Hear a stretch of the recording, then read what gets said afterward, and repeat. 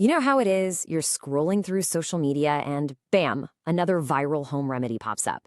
And you always kind of wonder, right? Does that actually work?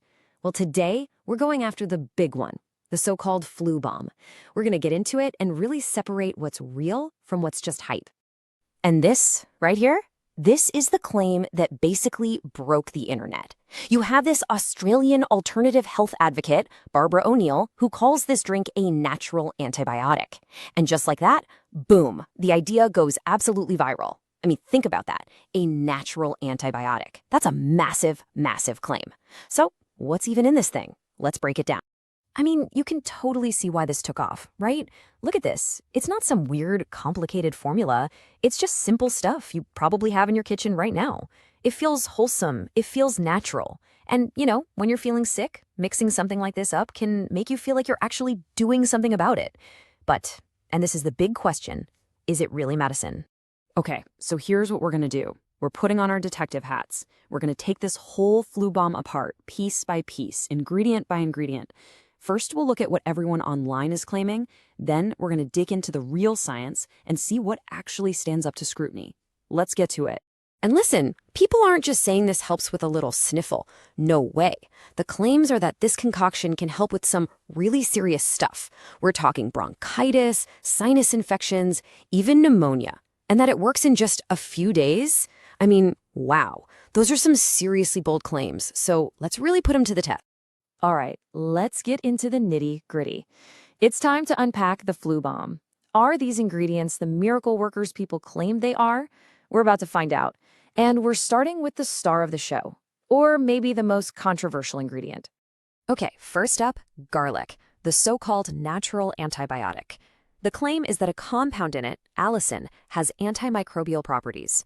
But the evidence? Well, it's a bit more complicated. Allicin might help stimulate your white blood cells, but the proof is mostly anecdotal. So what does this actually mean? It means garlic is not a substitute for real antibiotics from your doctor. Not even close. And here's the kicker. For a lot of people, downing a bunch of raw garlic is just a one-way ticket to a really upset stomach. Not exactly what you want when you're already feeling sick. Next up is ginger. And ginger is genuinely great for some things. The science really backs it up for easing nausea and calming inflammation. You know, that awful, scratchy feeling in your throat? It's great for soothing the symptoms. But here's the thing. It doesn't seem to have much direct impact on the actual respiratory virus that's making you sick in the first place. The evidence for it being a virus killer is pretty weak.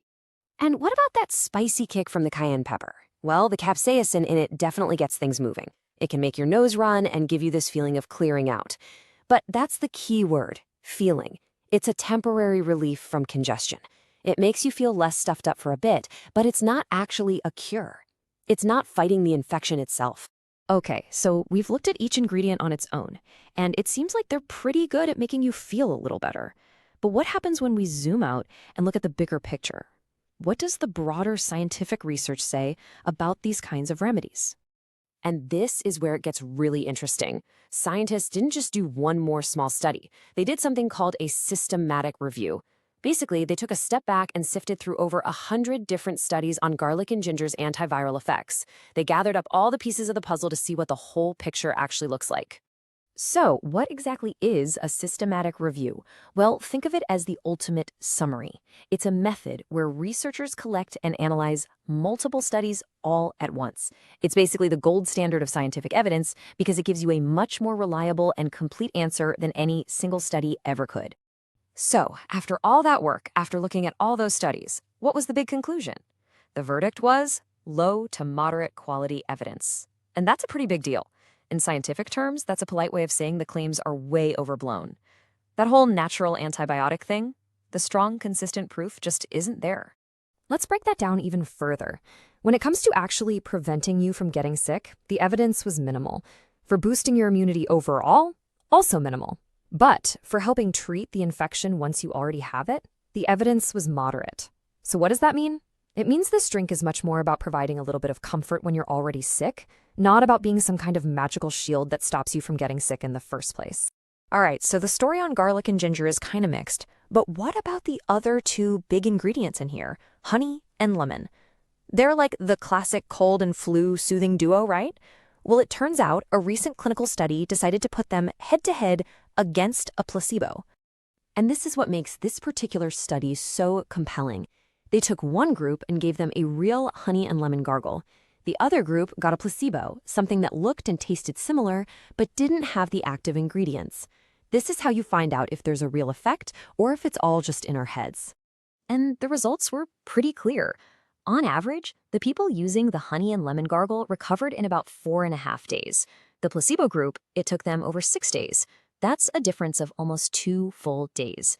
That is a real, measurable benefit. It suggests that honey and lemon can actually help shorten how long you're sick. Okay, let's put it all together. What have we learned? The ingredients in the flu bomb are not some miracle cure that's going to just zap a virus out of your system. But, and this is an important but, they can help soothe your symptoms. And some of them, like honey and lemon, might even help you feel better faster. It's about relief, not a cure. So we've gone through the claims and we've gone through the science. Now it's time for the final verdict. But hold on, before we do that, there's a really important warning we need to talk about. Because one of the biggest mistakes people make is thinking that natural automatically means safe.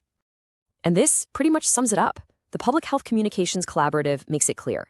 A drink like this might help soothe your throat, but there is zero evidence it prevents or reduces the severity of serious infections like the flu or COVID-19. So, by all means, have a comforting drink, but please don't ever use it as a replacement for actual medical advice and proven treatments. Now, remember when I said natural doesn't always mean safe? Get ready for this. 190. That is the number of known drug interactions with garlic. Yeah, 190. This means that if you're taking other medications, that harmless garlic in your kitchen could actually be causing some serious problems. And look, these aren't all just minor things. When you break it down, you see 141 are minor, 41 are moderate, but 8 of them are considered major interactions. This is serious stuff. So the bottom line is, if you're taking any kind of medication, especially something like blood thinners or heart medication, you absolutely need to talk to a doctor or pharmacist before you even think about trying something like the flu bomb. So where does that leave us? A comforting drink or a risky remedy? As we've seen, it's kind of both. The evidence is in. The flu bomb isn't the miracle cure it's hyped up to be online, but its ingredients can offer some real comfort. The big takeaway here is that the next time you see a viral cure pop up on your feed, you'll be equipped to ask the most important question of all. Yeah, but what does the science actually say?